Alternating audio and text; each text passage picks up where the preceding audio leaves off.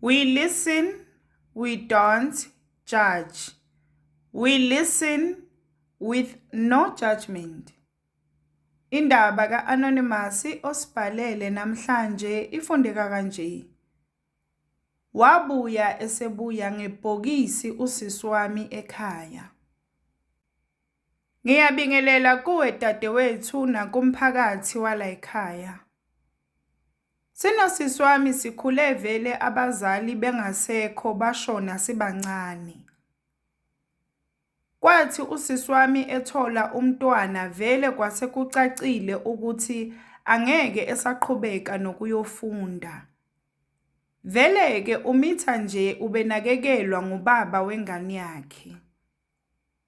Loya bhuti ubengagcini ngokunakekela usisi wami kuphela, ngisho ekhaya ubesithengela ukudla. Lo bhuti ubesebenza kukhampani yama-security edumile la eMzansi. Kwathi lapho ingane seyinonyaka, wathi lo bhuti usisi wami kungcono ayofundela i-nursing. Uzokhokha yena ngemali bekayibekele ukulobola ngayo, ukuze bezokwazi ukubambisana. Kwacaca-ke ukuthi usisi wami kumele eyofunda.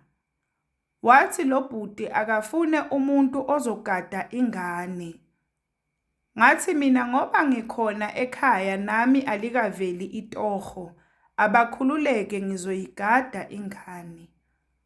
Lo bhuti bekungasiye wala endaweni, ubeze ngokomsebenzi ubehlala emqashweni. Nangempela-ke usisi wahamba wayofunda, konke kuhamba kahle nami ngiziqhenya ngaye. Usibali emenzela yonke into ayidingayo. Usibali-ke ubethi uma e-off emsebenzini kube ukuthi uyanyuka uya eThekwini eyobona usisi. Kuthe lapho usisi sekenza khona unyaka wesithathu. Waqala manje usibali wakhala kimi.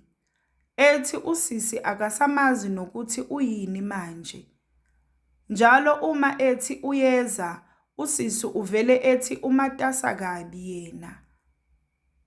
Kanti usisi usehamba ama-groove eThekwini, umuntu osuke emakhaya engabulokothi utshwala. Ngazama-ke nami ukukhuluma naye usisi, kube ngathi uyalalela kodwa aphinde aqale phansi. Kuthe nje kushaya unyaka wesine, usisi vele engasayingeni sitalo indaba kaSibali engabambeki. Okungangokuthi nangegrader yakhe usisi wayesethe angeke amubize. Lapho-ke ngashaya ngonyawo phansi, ngamtshela ukuthi shuthi useyahlanya ngempela ekhanda, ngathi nje angeke yenzeke leyo nto. Ngamkhumbuza ukuthi la kakhona ingenxa yakhe lo muntu. Ngenhlanhla-ke wangimamela. Nangempela-ke waba khona-ke uSibali kodwa wayengajabulile kahle, ngoba izinhlelo zakhe zazithi mhla egrader usisi ufuna ukumcela umshado. Kodwa lona wakithi wayesebanda nje, vele indoda isizibonela nayo ukuthi kubi manje. Nebala-ke usisi akuphelanga sikhathi esingakanani eqedile ukufunda wathola umsebenzi. NoSibali naye lokhu engapheli moya. Okwathi lapho ecela ukuzovela ekhaya, wanqaba lo wakithi, wathi akame kancane khona asakulungisa yena. Uthe esuka lapho usisi wathenga imoto.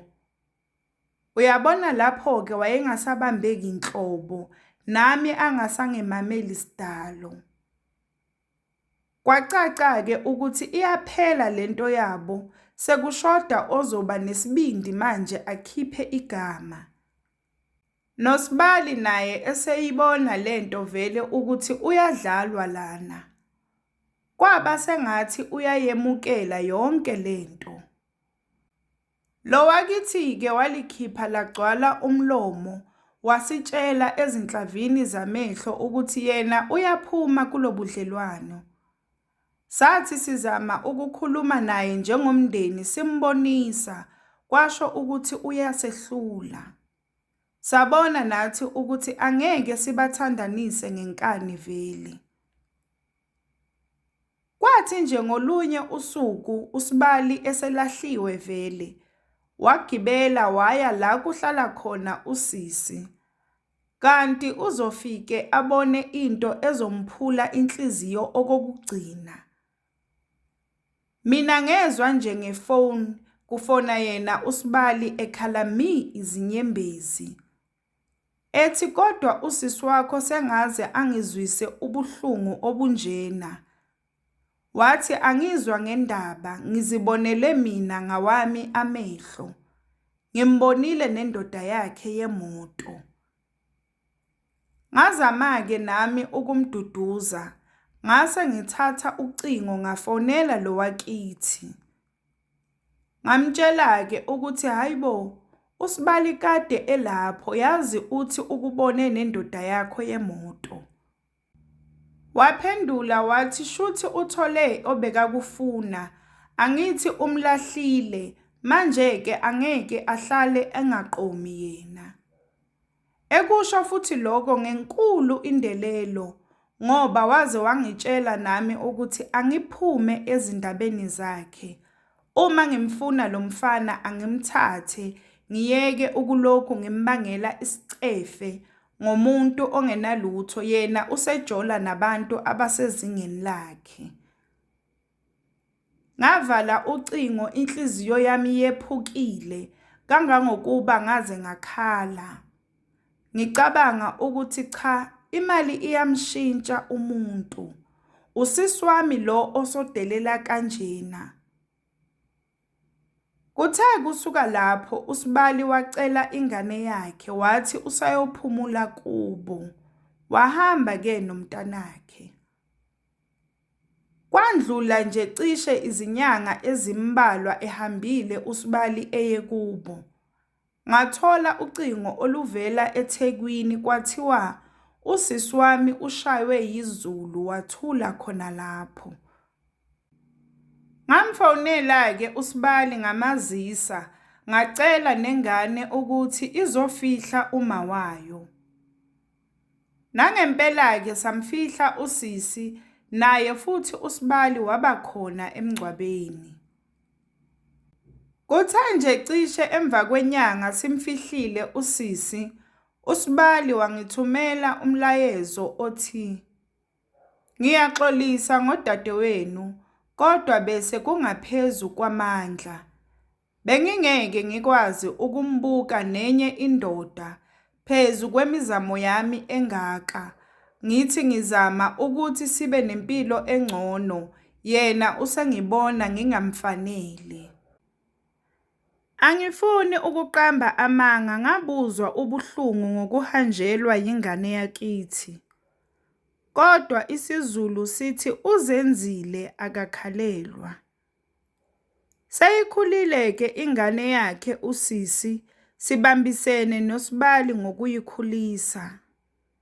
Naye uSibali uNkulunkulu wambusisa ngonkosikazi onomoya omuhle. Uyiphethe kahle ingane kasisi, futhi sebanezinye izingane. Ukukhuluma nje iqiniso, uSibali azange ngimdinelwe ngakwenza. Amacala akhe sekayowathetha noNkulunkulu wakhe. We listen, we don't judge. We listen with no judgment. Sacela usitshele ukuthi ucabangani ngendaba ka-Anonymous osibhalele namhlanje lapha ku-comment section. Sacela ungakhohlwa ukulike, ushare, usubscribe. Ungakhohlwa ukuthi ukusubscribe it's for free, awubhadali lutho. It's for free.